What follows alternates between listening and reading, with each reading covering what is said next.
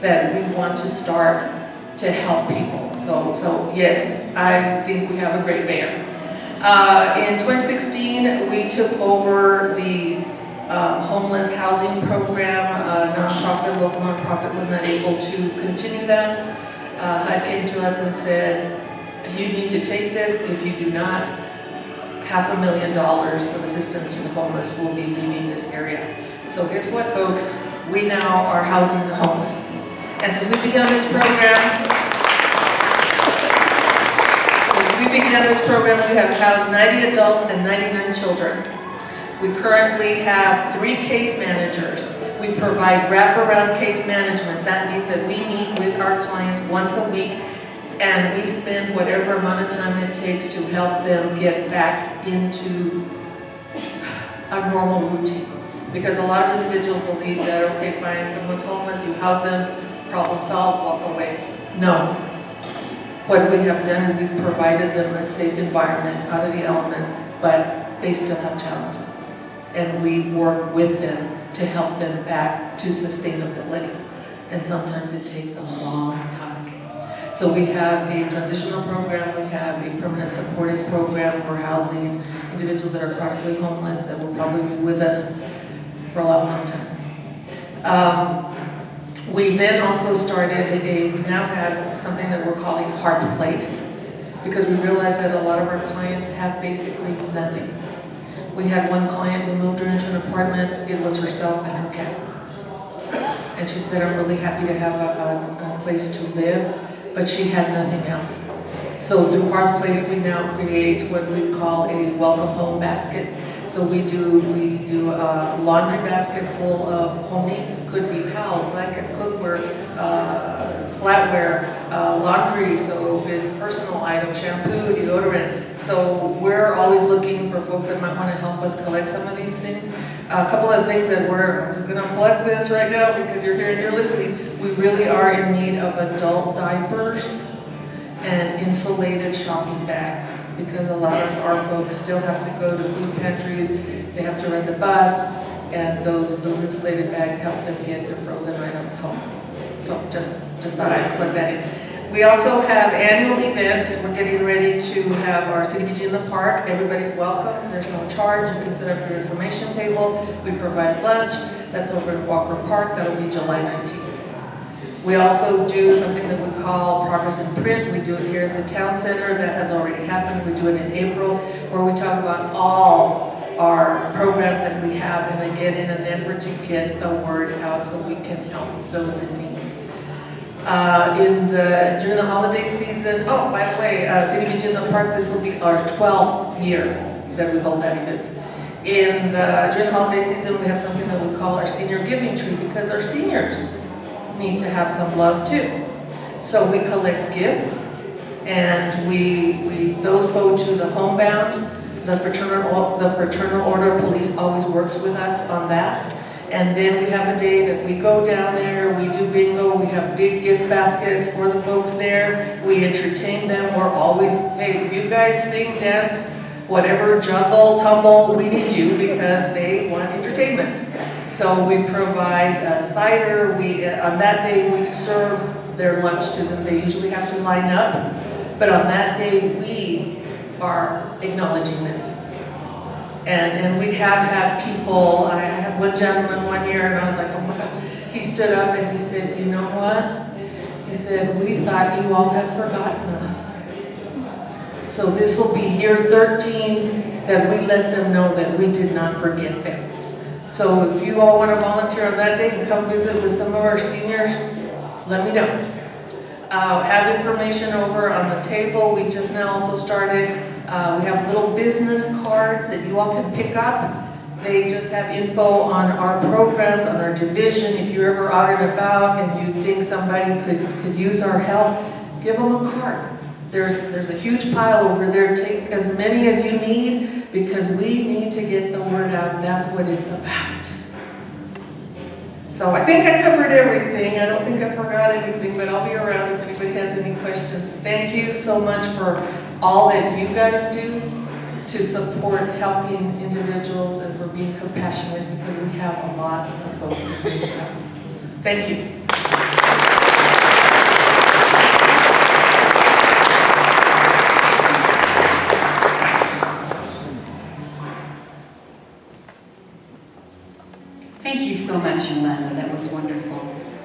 had no idea, did you? I'm very excited to introduce our keynote speaker tonight. Sometimes you just get a good feeling when you go to vote for a person running for office. That's the feeling I had when I saw Denise Garner's name on the ballot.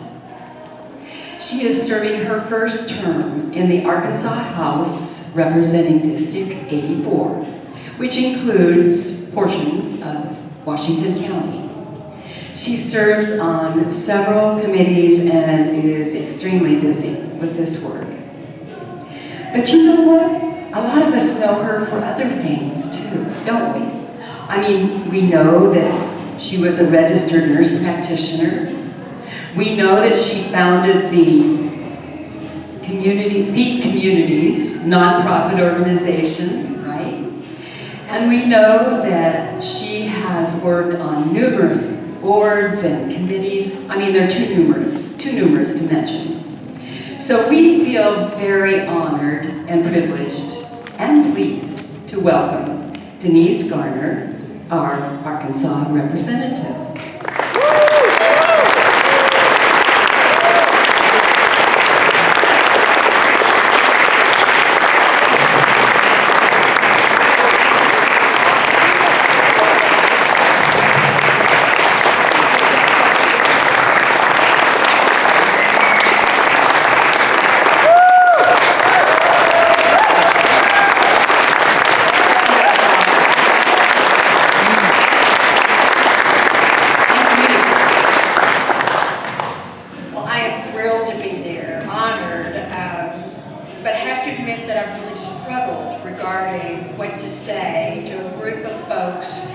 who have shown me grace and a community who manifests benevolence in their compassion.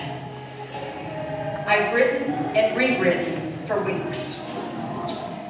This last week, my sister and I were responsible for making the decision that it was time to call hospice for my mom, whose dementia is finally causing the inability to swallow. When we called to let her siblings know, they packed up their vehicles and caravanned up from Texas to see her just in case. I adore each and every one of them, but they are as conservative as I am liberal. They are ministers and lay readers in their Baptist churches and profess to be good Christians, but I've struggled my entire adult life trying to understand how they could vote the way they do. I've reflected so much about my mom's life, about how she grew up in the same environment but thought so differently, about the way she taught us to show compassion, not only to the vulnerable, but to the misinformed and unenlightened. That's where I struggle, and those concerns have informed this keynote tonight. So, I bring you Compassion in the Time of Hyperpartisanship, or Mr. Rogers Saves America. My mom spent 40 years of her life and 18 of mine teaching kindergarten. My sister and I spent before and after school, as well as many weekends, with her in the classroom or at her students' extracurricular activities. We worked on bulletin boards. We worked testing her activity stations and helped grade student assignments. We loved it almost as much as she did. Although I didn't follow exactly in her career path, I've been able to use much of what I learned from her during my nursing practice, my nonprofit experiences, and even during my first legislative session as a state representative. Mom could have written and often quoted All I Need to Know I Learned in Kindergarten by Robert Fulghum. You might remember some of those things. Share everything, play fair, don't hit people, say you're sorry when you hurt someone, and take a nap every afternoon. Well, these we heard often, but her favorite and long-term resource for teaching her kindergartners and her biological children was Mr. Rogers and his very special neighborhood. I was about 10 when Mr. Rogers' neighborhood was syndicated and thought it was a bit underwhelming. But as I watched later with my own toddlers, I became just as enamored as my mom. Now we stream the episodes for our grandchildren, Jack and Emma. As I watch for at least the third time now, I imagine just how great our nation would be if everyone took Mr. Rogers' lessons to heart. What if everyone learned it's okay to feel whatever we feel? Dr. Margaret McFarland, who was psychologist and child development consultant for the series, repeatedly reminded Fred Rogers that anything human is mentionable and anything mentionable is manageable. If we understood that our feelings are complex and confusing, just naming them, speaking them out loud, and exploring them helps us to deal with and control them better. What if we could all name, deal, and explore feelings like depression, apathy, or anger, and discuss them rationally with those who have done the same? What if we all understood our feelings are okay, but not an excuse for bad behavior? During an interview at the end of his career, when asked his thoughts on television's responsibility toward children, Fred Rogers answered, to give them everything we possibly can to help them grow in healthy ways, to help them recognize that they can be angry and not have to hurt themselves or anybody else, and that they can have a full range of feelings and express them in positive ways. What if we dealt with early trauma so that school shootings and teen suicide was a thing of the past? What if we all acknowledge that it's our responsibility to care for the most vulnerable?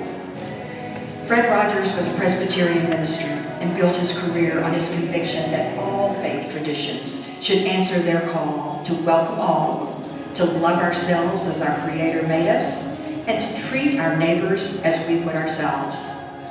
What if we all worked with prisons to make family-friendly visitation spacious, as Fred Rogers did? Or fed the hungry, housed the homeless, visited those who's sick or dying, wrote letters to the lonely, or helped to make policy that removed the systemic barriers to the American dream? What if? What if we were to work to make a difference wherever we were?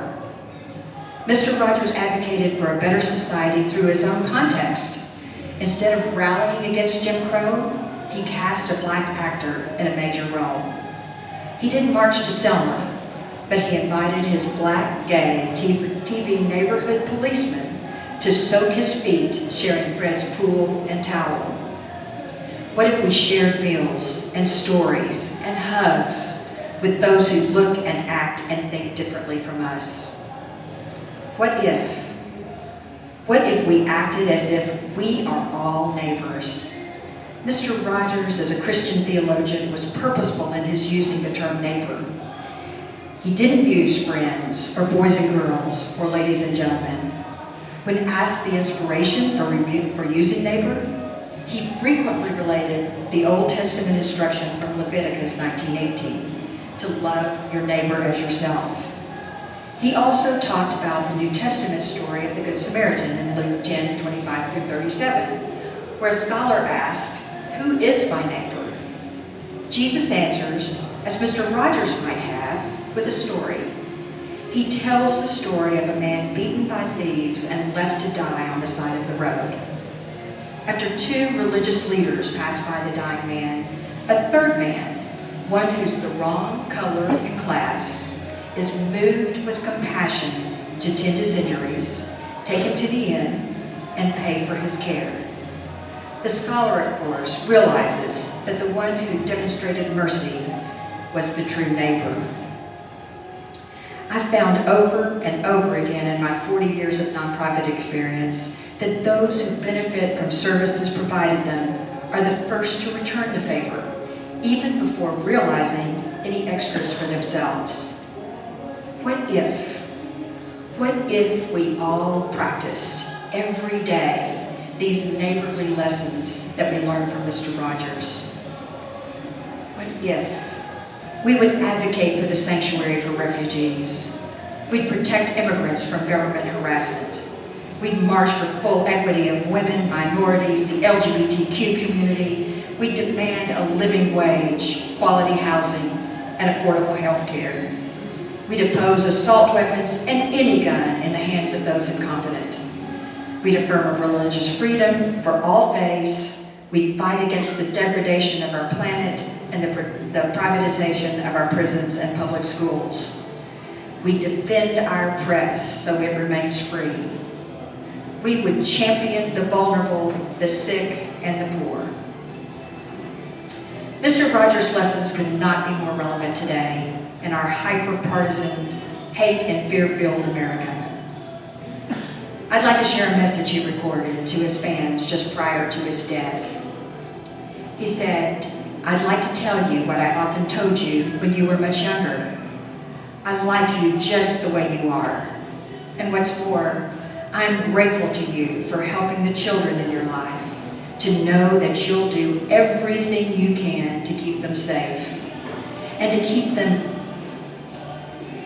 to help them express their feelings in ways that will bring healing in many different neighborhoods. It's such a good feeling to know that we're lifelong friends." If we believe these truths from Mr. Rogers, if we ponder and emulate them over and over, if we remember that we are good and lovable and can extend mercy, we can grow and thrive as real neighbors to one another. You've made this day a special day by just your being you. There's no person in the whole world like you, and I like you just the way you are. Thank you very much.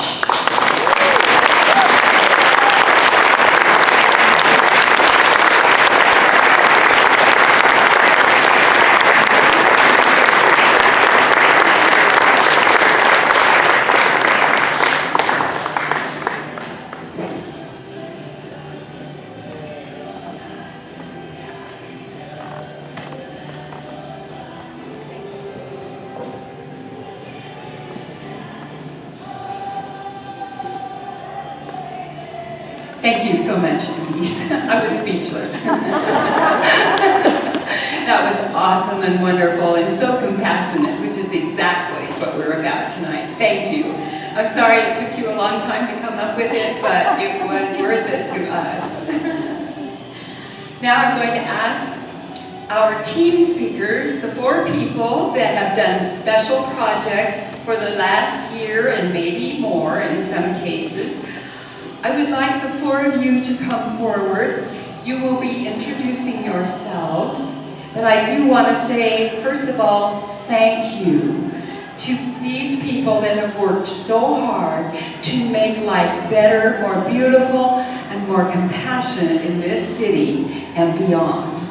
These have been our newest and the busiest teams, one of the busiest teams this last year. So please welcome representatives from Arkansas Arts Academy, Terrace Studios, Environmental Sustainability, and Drug Law Reform. Would you all come up, please?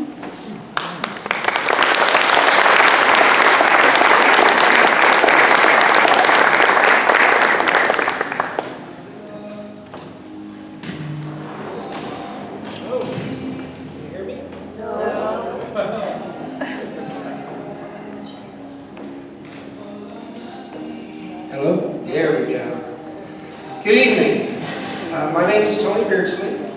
I am here to talk about Arkansas Arts Academy and the things that we've done over the year and what we've got going on coming in the future. First off, I want to thank Compassion Fayetteville for asking me to be here so I have this opportunity to talk about Arkansas Arts Academy. Arkansas Arts Academy is the 2nd largest public charter school in the state of Arkansas and one of the oldest. Our mission is to provide an arts-based education promoting creative expression and enhanced academic experience. We recognize that our students have inherent gifts and abilities unique to each individual. We believe by acknowledging these abilities And through exploration and development of these talents, we can cultivate self-awareness and community consciousness. Go to the next screen. Perfect. It was during last year's Compassion Fayetteville banquet that the idea of Arkansas Arts Academy becoming a Compassion School was born. Last year, the former director of Charter of Compassion spoke, and during her speech, she talked about compassionate schools, in schools throughout the world that have become compassionate schools. Well, that got me to thinking. When I get to thinking, who knows what's going to happen? So I presented the idea to my fellow school board members. So I'm on the board of directors of Arkansas Arts Academy. I've been there 12 years now. So I presented this to them, gave them what I thought we should be doing, and a resolution was unanimously passed to become a compassionate school. This was not a stretch for us. We've been around since 2001, the high school since 2008. Since our founding, our staff and students have done things large and small to ensure everyone is welcome, safe, and that their actions have effect on others. If we could do the next slide. Nope, let's stay there. Go back, sorry. So as you walk through the halls of our school, you will see different types of outreach. Some from teachers and others from students themselves, including this one. Think. This was outside of one of the classrooms. I think it was our dance classroom. Something just to remind us of the golden rule. Is it helpful? Is it true? Is it inspiring? Is it necessary? Is it kind? And then the next one. Make kindness the norm. It's a shame that we have to post that in front of our classes. It's to be something that it should be the norm. Go to the next slide. Compassion has been a bedrock of the school from the beginning.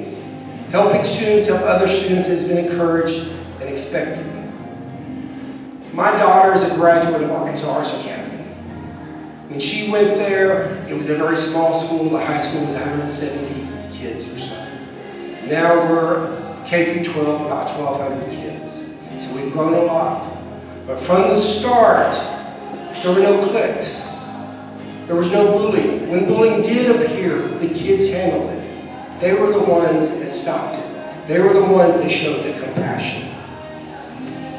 Next slide. So we have student ambassadors. And the student ambassadors are there to show new kids around, to help each other. And some of the things they have done is this one here, the Random Act of Kindness tree. It's a tree of notes for their peers to do random acts of kindness for one another and teachers. There's also, which I don't have a picture of, is the sticky notes heart wall. What's that is it's sticky notes encouraging their peers to take and ask other students to leave notes behind for others, words of encouragement.